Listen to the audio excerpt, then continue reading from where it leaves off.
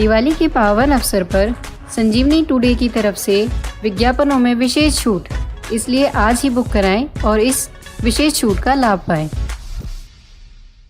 उल्लू की नई वेब सीरीज पेपर रिलीज होने वाली है और ट्रेलर इतना दमदार है कि ट्रेलर YouTube पर ट्रेंड कर रहा है। हालांकि यह वेब सीरीज उल्लू की और वेब सीरीजों से थोड़ी अलग है। इस वेब सीरीज में जाली पासपोर्ट और जाली स्टाम्प पेपर बनाकर अरबपति बनने का सफर दिखाया गया है। वेब सीरीज के मुख्य किरदार निभाने वाले रोहित ने मीडिया से बात की और इस वेब सीरीज के बारे में ये बातें बताई। First reaction was obviously very excited because when he narrated the story to me, I remember he narrated a one line, and by the second or the third second I said I'm doing it. The thought process behind the show is extremely exciting. The director himself, there is a vibe when you meet somebody. The director has such a great vibe that I said, sir, I don't know about the script that much yet, but I definitely want to work with you. So, and I'm glad I did, because Deepak is one of those rare directors who is so efficient in such a short time that it's not funny. I mean, I thought that इतने ही दिन लिए हैं, इतने दिनों में कैसे पूरी shooting हो जाएगी, but he finished my entire work in the dates that he had taken, and I'll just say कि it was a very pleasant experience working on paper. मैं डिजिटल प्लेटफॉर्म की बात करूँ तो क्रांति सी आई हुई है, और क्या आप मानते हैं कि स्कैम 1992 की मैं जब बात करता हूँ, ये इतना खबरों में हंसन ने डायरेक्ट किया है, और मैं जब आपकी जो मेरे को ट्रेलर से समझ में आता है, वो मुझे बहुत समानताएं दिखाता है एक दौर की, जो खास दोनों दोनों घटनाएं भी यहीं मुंबई की। आपको लगता है कि थोड़ा सा अगर पहले हम आते, पेपर पहले आता या स्कैम बाद में आता, इस बात को कहीं रिग्रेट करते हैं? नहीं, बिल्कुल नहीं। मुझे लगता है कि स्कैम के आने से पेपर को और थोड़ा सा बढ़ावा मिलेगा, क्योंकि लोगों ने स्कैम को बहुत पसंद किया है, स्कैम 1992 को। वो ऑफ कोर्स एक रियल कहानी है, एक रियल कैरेक्टर के बारे में, लेकिन पेपर एक फिक्शनलाइज कैरेक्टर के बारे में, एक फिक्शनल वर्ल्ड है। लेकिन scam is very real, it's one of the biggest scams of India. तो मुझे लगता है कि पेपर का स्कैम के तुरंत बाद आना, एक जिसे कहते हैं ना कि एक चलो आपने एक इंटरेस्टिंग शो देखा, एक और इंटरेस्टिंग शो आ रहा है, लेकिन सिमिलैरिटी नहीं है इसमें। थॉट प्रोसेस में सिमिलैरिटी हो सकती है, लेकिन ये जो सीरीज़ है ये बिल्कुल ही अलग है स्कैम से। लेकिन हाँ, आप सही कह रहे हैं कि कहीं ना कहीं कंपैरिजन ज़रूर होंगे, और मुझे लगता है कि इस कंपैरिजन में हम सही खरे उतरेंगे। क्या आप नॉस्टैल्जिक होते हैं? जब मैं पेपर की बात करता हूँ, रिपीटिंग माई सेल्फ, वो बहुत ताज़ा करता है, क्योंकि इसी शहर की बात, दोनों जगह इसी शहर की बात। इनफैक्ट टाइमिंग भी मोर और लेस सेम थी, और इनफैक्ट मेरे शो में हर्षद मेहता का रेफरेंस भी है। ये उसी वक्त की बात है जब उन्होंने ये जो भी स्कैम किया था, और उसी दौरान उसी एरा, उसी वर्ल्ड की कहानी है ये। लेकिन आप जब स्कैम देखेंगे और अब जब पेपर देखेंगे, तो आपको महसूस होगा कि ये बिल्कुल ही अलग है। एक जो जेनेटिकली अलग होते हैं ना, जैसे हम और आप सिमिलर हो सकते हैं, लेकिन जेनेटिकली अलग है, वैसे ये दोनों कहानियाँ जेनेटिकली अलग है। और शूट करने का जो इनका स्टाइल है दीपक का, of course Hansal is fantastic, Hansal is a very dear friend. मैंने उन्हें कंग्रेचुलेट भी किया था स्कैम के बाद, क्योंकि मुझे ज़ाती तौर पे बहुत अच्छी लगी कहानी, परफॉर्मेंसेस बहुत अच्छे थे, म्यूज़िक बहुत हॉन्टिंग था। लेकिन having said all of that, Deepak ने जो पेपर के साथ किया है, मैं ये दावे के साथ कह सकता हूँ कि इस साल अगर हम लोग अवार्ड्स में गए तो काफ़ी सारे अवार्ड्स पेपर को मिले। What is the most challenging part while doing this role? बहुत इम्प्रेसिव लगता है जब आप स्क्रीन पे आते हैं, जब आप ट्रेलर देखते हैं, शुक्रिया। वो आपको एहसास होता है कि हाँ, कितना रियल स्पेस में आके ऐसा कुछ हुआ होगा। सबसे पहले तो मैं शुक्रिया अदा करना चाहूँगा कि आपने ये नोटिस किया। मेरी यही इसमें मैं इनफैक्ट इंटरव्यू में कहता हूँ कि 25 साल से मैंने कोई होमवर्क नहीं किया किसी फिल्म या टेलीविज़न से पहले। ये पहली बार मैंने होमवर्क करके मैं किसी सेट पे गया हूँ, क्योंकि ये कैरेक्टर मैंने कभी प्ले किया था, ना मेरी तरह है, और ना आसानी से आ सकता था। ये ऐसा नहीं है कि सेट पे गए, लाइन पढ़े और आ गए। इसमें बहुत प्रेप करना पड़ा, इसके लुक पे प्रेप करना पड़ा, इसका एक वॉकिंग स्टाइल जो है उस पर प्रेप करना पड़ा। मेरे कैरेक्टर रियल लाइफ कैरेक्टर से बिल्कुल ही अलग है। ये वो सोचता ही अलग है। उसका जो लहजा है वो हैदराबादी टोन में बात करता है, वो सब सीखना पड़ा मेरे को, क्योंकि मेरे को मालूम नहीं था, तो वो सब करना पड़ा। लेकिन वो चैलेंज था, वही एक एक्टर के लिए वही तो जो चैलेंज ही तो एक्साइटिंग होता है। और जहाँ तक अब्दुल का सवाल है, एक भी ऐसा ट्रेट नहीं है उसमें जो रोहित में है।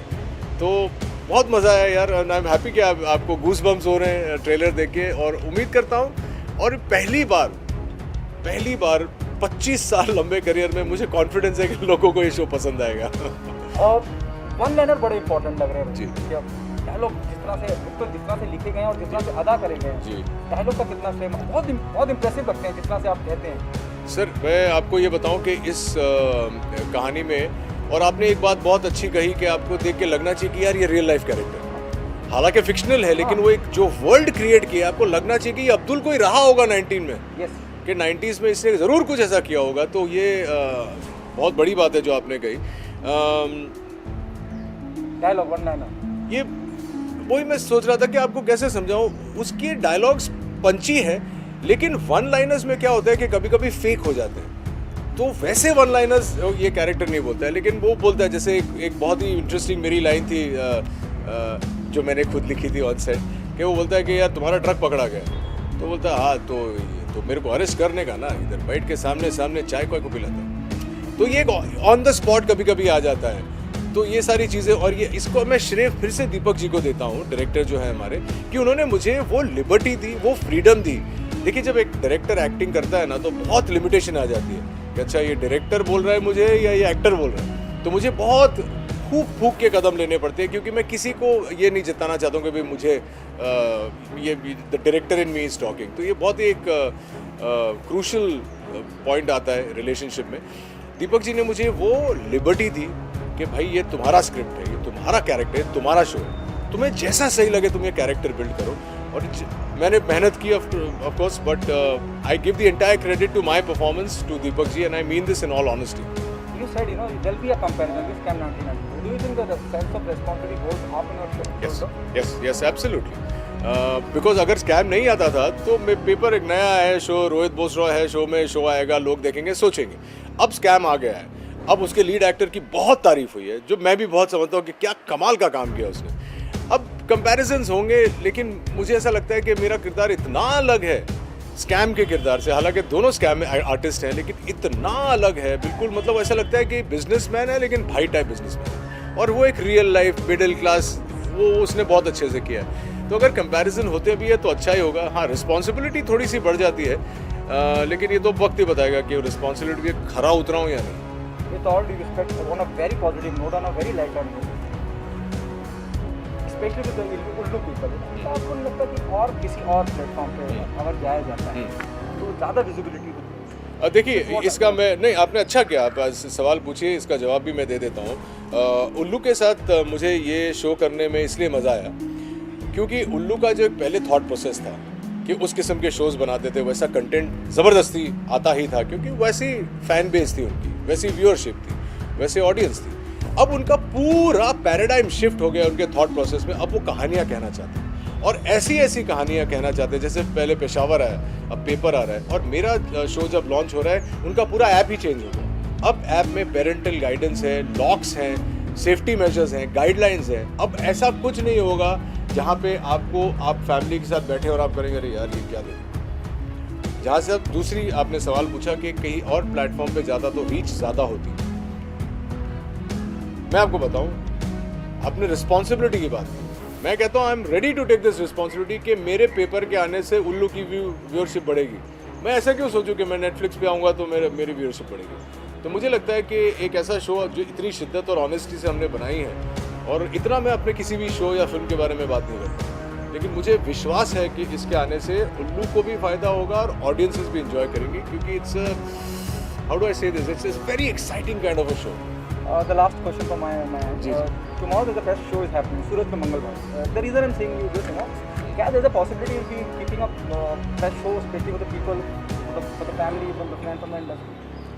Press show for what? At least an episode to, make So I 3 days back I was dubbing, और dubbing देखने के बाद फिर से मैं एक्साइटेड हो गया था, जितना एक्साइटेड हो गया था शूटिंग करते वक्त। और मैंने विभू जी को कहा कि कुछ नहीं तो पहले 2-3 एपिसोड का एक ट्रायल रखना चाहिए, प्रेस शो ना हो, क्योंकि अभी तो फिलहाल वो माहौल नहीं है कि सबको बुलाया जाए साथ में। लेकिन मैंने सोचा कि दिवाली के दिन अगर हम लोग मिलके एटलीस्ट 1 या 2 एपिसोड देख लें तो बड़ा मज़ा आएगा। अब ये तो प्रोड्यूसर्स पे डिपेंड करता है कि वो ये कर पाते हैं या नहीं, लेकिन मज़ा बहुत आया। और मैं चाहता हूँ, लाइक आई सेड, पहली बार इतना एक्साइटेड हूँ, एक बच्चे की तरह मुझे फीलिंग हो रही है कि मेरा डेब्यू हो रहा है। क्योंकि अगर मैंने इसमें फ्लॉप हो गया तो मुझे वैसे कैरेक्टर्स फिर वापस दोबारा मिलेंगे नहीं, क्योंकि मुझे हमेशा ये good looking boy, Harvard return businessman, ये वो वैसे ही रोल्स आते हैं। और अब मैं वो सब मोल्ड तोड़ के वो जो एक होता है ना धरती का, वो करना चाह रहा था और इसमें मैंने वो किया है, अपनी पूरी कोशिश की है। अब देखते हैं यार दिवाली मेरे लिए कितनी हैप्पी होती है। Thank you very much, happy Diwali guys. ऐसी ही बॉलीवुड खबरों के लिए आप हमारे चैनल को सब्सक्राइब करें, साथ ही बेल आइकन को दबाना न भूलें।